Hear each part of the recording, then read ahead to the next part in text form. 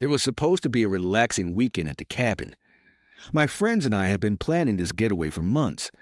We were all looking forward to the break from work, the fresh mountain air, and the peace and quiet of the woods. Little did we know, our perfect weekend would turn into a nightmare thanks to a certain neighbor with far too much time on her hands. It all started when my friend Rachel arrived at the cabin. She was excited to join us, but there was one small issue. Rachel had brought her dog.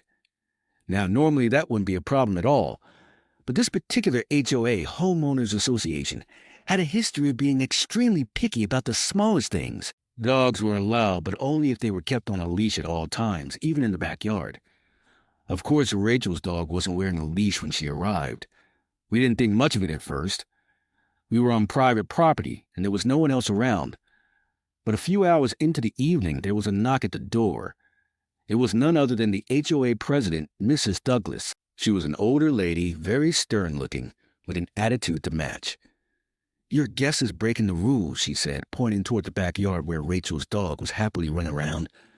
"I've already called the authorities." I was stunned.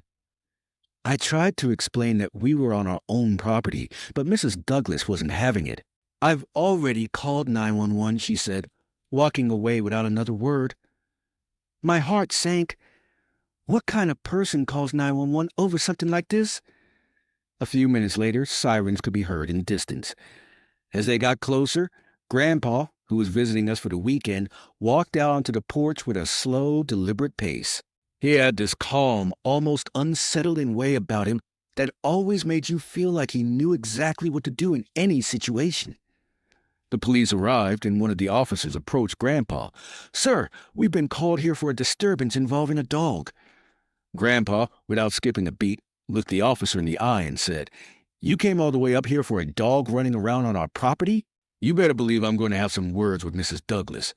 The officer was clearly taken aback, and in a calm but firm voice, Grandpa continued, "There's no need for you to be here. We're not disturbing anyone, and my family is well within the rules. If you want to do something, you can take it up with her." The officer, looking a little sheepish, nodded and walked back to his car.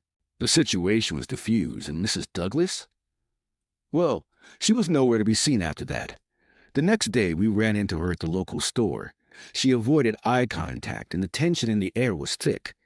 Grandpa simply smiled and said, "I trust you'll think twice before calling the authorities over something so petty." From that moment on, Mrs. Douglas learned that sometimes picking a fight with the wrong people can end with a lesson they'll never forget. And she certainly regretted making us the target of her overzealous complaints.